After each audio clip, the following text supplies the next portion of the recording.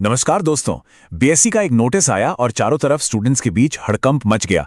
क्या अब सारी परीक्षाएं ऑनलाइन होने वाली हैं? इस एक सवाल ने सही बताऊं तो हजारों छात्रों की नींद उड़ा दी है। तो आज हम इसी नोटिस का पूरा सच जानेंगे और इन सारी अफवाहों पर फुल स्टॉप लगाएंगे। देखिए, इस वक्त हर बीएसएससी एस्पिरेंट के मन में बस यही एक सवाल घूम रहा है, परीक्षा ऑनलाइन होगी या ऑफलाइन। चलिए इस सबसे बड़े कंफ्यूजन की जड़ तक चलते हैं और इसका जवाब ढूंढते हैं। तो हुआ ये कि बीएसएससी ने एक सॉफ्टवेयर सॉल्यूशंस के लिए एक टेंडर नोटिस निकाला और बस जैसे ही ये नोटिस सामने आया, ये अफवाह आग की तरह फैल गई कि अब तो सारी परीक्षाएं ऑनलाइन मोड में ही होंगी।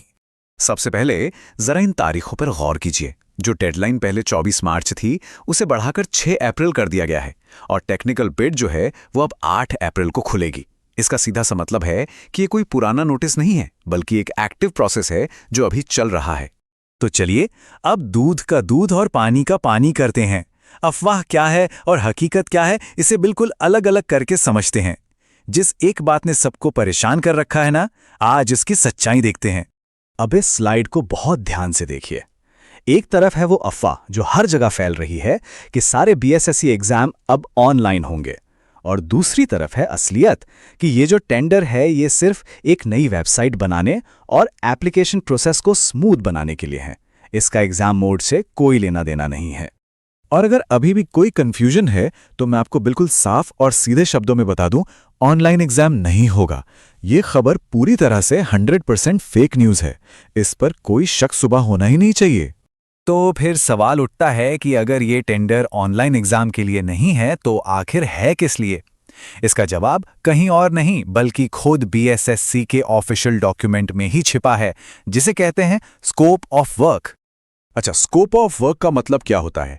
इसका सीधा सा मतलब है वो सारे काम जिनकी जिम्मेदारी उस कंपनी की होगी जिससे ये टेंडर मिलेगा। और ये सारी बातें बीएसएससी ने अपने नोटिस में साफ साफ लिखी हैं। तो देखिए, कंपनी के काम क्या क्या हैं। एक नया ऑनलाइन पोर्टल यानी वेबसाइट बनाना, फिर उसी पोर्टल पर ऑनलाइन एप्लीकेशन सबमिट करवाना और फॉर्म में सुधार के लिए एडिट ऑप्शन देना।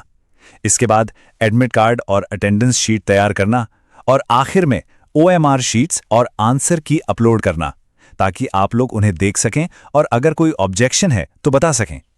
तो सबसे अहम बात यही है, इस पूरी लिस्ट में, इस पूरे के पूरे नोटिस में कहीं भी एक बार भी ऑनलाइन एग्जाम शब्द का जिक्र तक नहीं है। और ये इस बात का सबसे बड़ा सबूत है कि परीक्षा का मोड नहीं बदल रहा। अच्छा, अब बात करते हैं दूसरी बड़ी चिंता की जो कई स्टूडेंट्स को है कि भाई ये कॉन्ट्रैक्ट किस कंपनी को मिल रहा है और क्या उस कंपनी की वजह से कोई गड़बड़ हो सकती है। तो देखिए, इस टेंडर के लिए 2 कंपनियां रेस में हैं, एक दिल्ली की इनोवेटिव इंडिया और दूसरी एडिक्विटी। अब नियम के हिसाब से इनमें से जो कंपनी सबसे कम पैसों में काम करने की बोली लगाएगी उसे ही ये काम मिलेगा। मैं जानता हूं कुछ छात्र एडिक्विटी के पिछले रिकॉर्ड को लेकर चिंतित हैं, लेकिन यहां पे जो सबसे जरूरी बात समझने वाली है वो ये है कि कंपनी का रोल बहुत ही लिमिटेड है। उनका काम सिर्फ और सिर्फ 2 चीजें करना है, एग्जाम सेंटर पर आपकी आंखों का आइरिस स्कैन करना और आपका फेस रिकॉग्निशन करना। जी हां, बस इतना ही। इसके अलावा परीक्षा के पेपर से, सेंटर मैनेजमेंट से या आपके रिजल्ट से उस कंपनी का दूर दूर तक कोई लेना देना नहीं है। तो कंपनी कोई भी हो, इससे आपकी परीक्षा पर कोई असर नहीं पड़ेगा। तो इन सब बातों का आप स्टूडेंट्स के लिए क्या मतलब है? आपको अब क्या करना चाहिए और इस पूरी चर्चा से टेक अवे क्या है? आखिरी और सबसे स्पष्ट बात, परीक्षा ऑफलाइन ही होगी।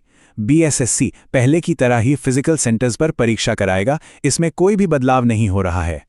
इसलिए अपने मन से हर तरह का डाउट निकालकर फेंक दीजिए। इन अफवाहों पर अपना कीमती समय और एनर्जी बिल्कुल बर्बाद मत कीजिए और अपना पूरा का पूरा ध्यान सिर्फ और सिर्फ अपनी पढ़ाई पर लगाइए।